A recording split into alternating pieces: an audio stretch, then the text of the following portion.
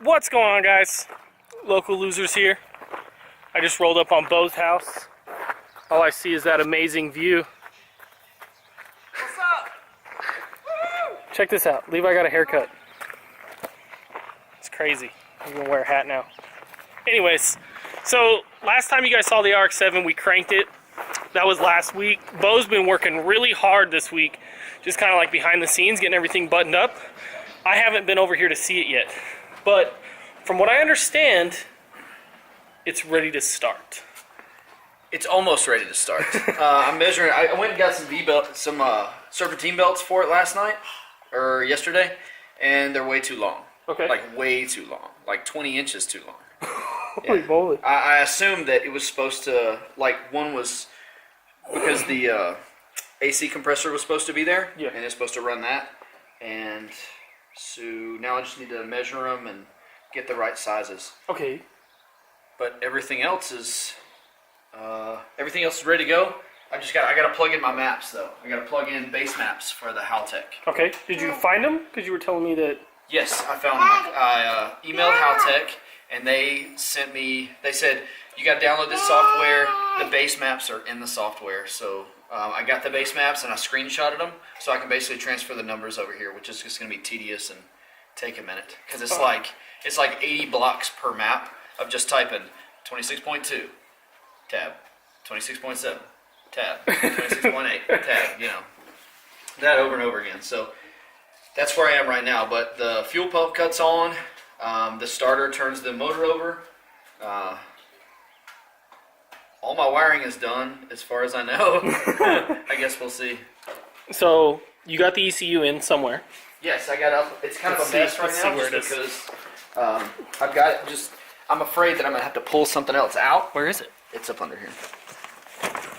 Oh, underneath where the factory ECU is. Yeah. Oh, nice. There's like a plate, you see? It's like kind of a mess. Cool. I haven't really tucked everything away yet, but I will. Well, there, now you did.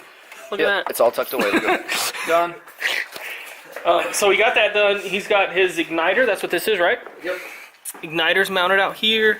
Everything's kind of buttoned up. He got it all in this stuff, and then it turns into that TexFlex stuff closer to the engine. Yeah, like this right here. Nice. Spark plug wires are done. All that's done. Now, once it cranks and I'm able to drive it around, there are still a few little buttony up things that we'll have to do.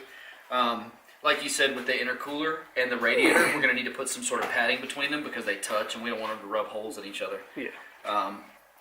What else? I still have to get an exhaust. The turbos, the exhaust out of the turbo is wide open.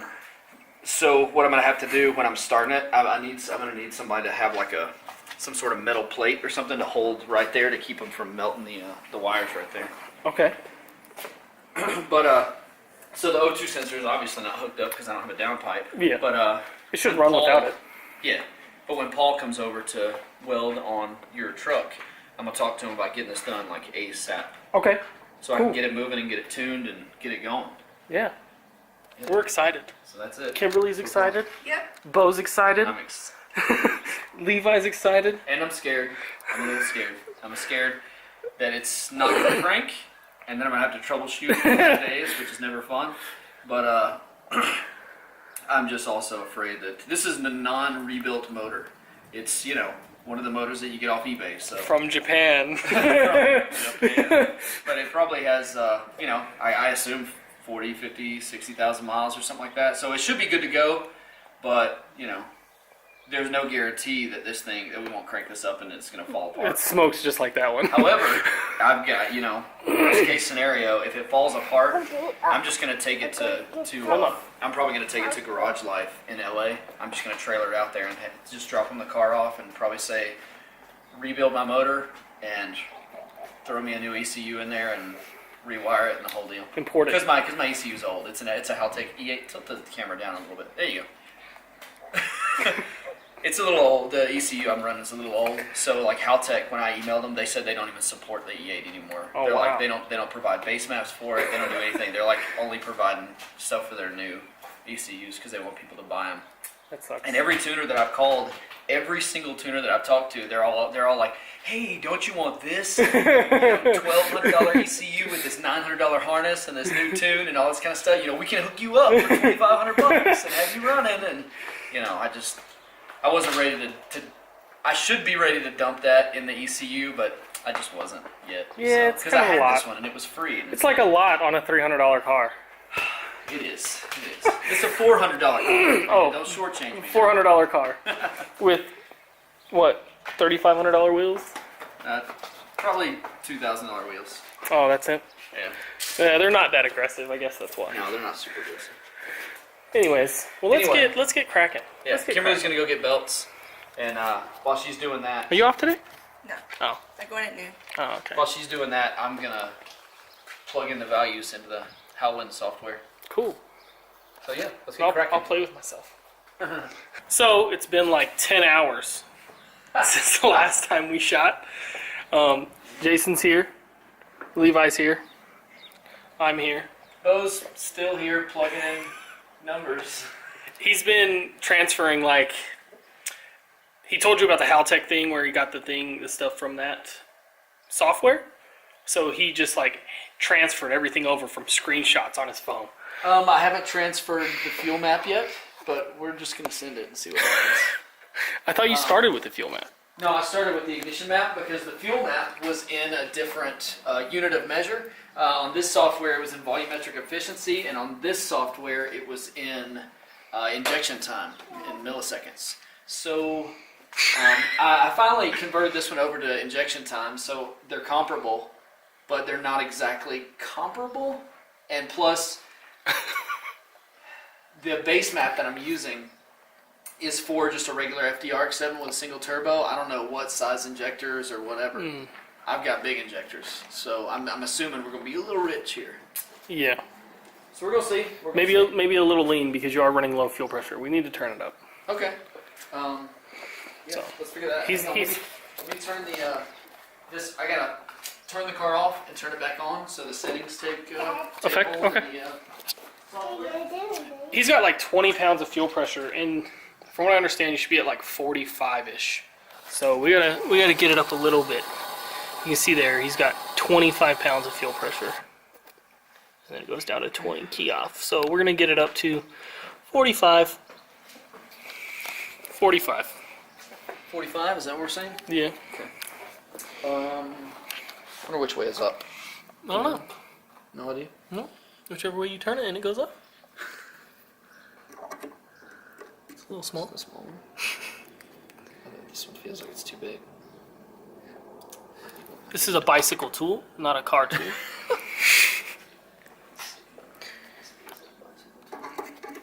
Seriously? Dang, dude. Levi. Where you going?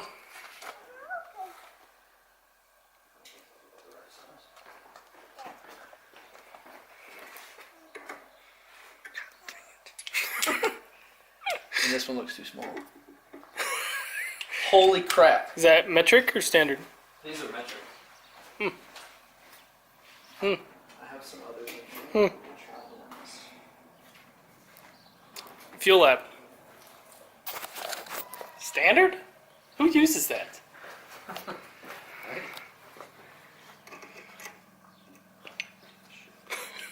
Dude, these look like they're both in between also. Oh, there it goes. Okay, so I'm gonna turn it like half a turn. Clockwise. Turn it off, turn it back on, see what happens.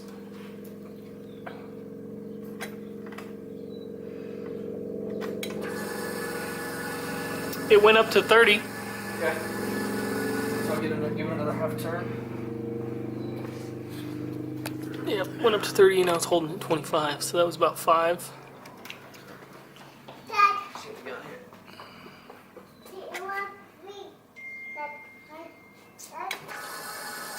35. Yeah. 35. Give it a 3/4 turn. There.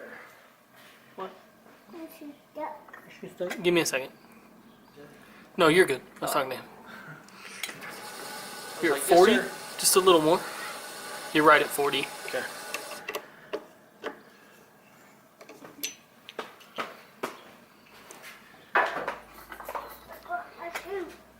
Dad, I put on my shoe. 45. 45. Levi lost his shoe. What the heck, Levi? Bo's doing the walk of anxiety.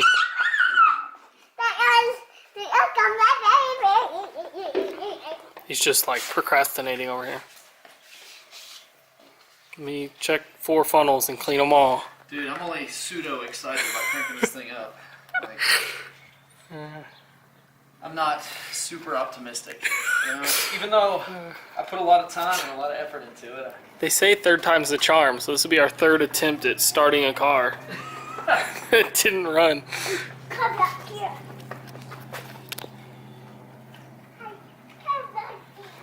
What are you doing?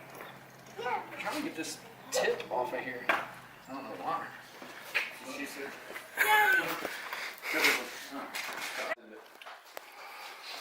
There it goes. Levi's ready. Alright, watch out, Levi. Jason's ready. I'm definitely not ready. Bo's ready. Oh, I'm so not ready.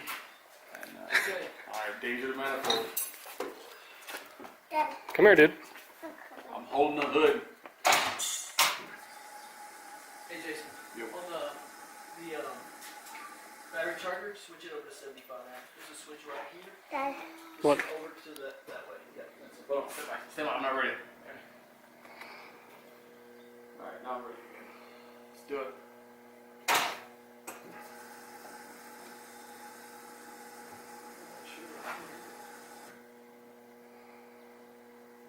Dad. Keep your head up. Mm-hmm. Dad.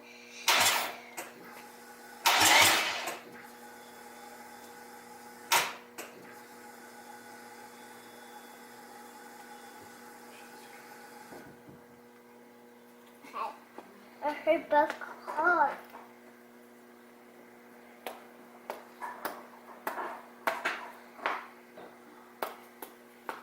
This is how the local losers get together. Dad, take my baby. Hey, come here. Oh, I like that.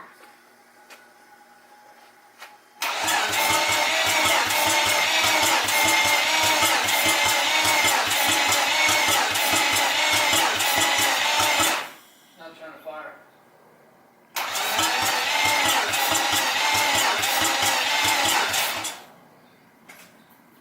Alright. So, as you guys saw, we were cranking it over. We felt pretty hopeful, but we didn't get any spark. So Bo's been like messing with it on the computer, and while he was messing with it, we ended up catching the car on fire. So this coil pack right here is actually like crazy hot, and like the bottom of it's all burnt out. It was smoking, it was smelling real bad. I told Bo earlier, I was like, man, your car kind of stinks. We didn't think anything of it. You know, we knew it was electrical. And then like I was sitting over there and I was like, dude, it just got real bad. Then we come over here and the coil pack's like smoking and stuff. It was pretty wild. So he's over there fiddle farting. We definitely have a dead coil pack now, but we still don't know why don't have spark on the other 2 coils. It didn't seem like it was spitting out fuel, but that's not like it just. I may not have been able to tell with the car not running, but we put a screwdriver on the injector and it didn't sound like they were firing. So he's over here messing with the computer, not knowing what he's doing. Yeah, I have no idea what I'm doing. We'll try to figure it out. We'll come back and shoot another day. Yeah. So honestly, that's about it for today. You know, another disappointing day in the life of the losers. That's pretty normal. It is. So we just want to say thank you guys for the support. You guys have been showing us a lot of love lately. We just hit like 800 yesterday or the day before, and it's been really crazy. It's a pretty cool ride hanging out with you guys. So anyways, we'll see you guys later. Later.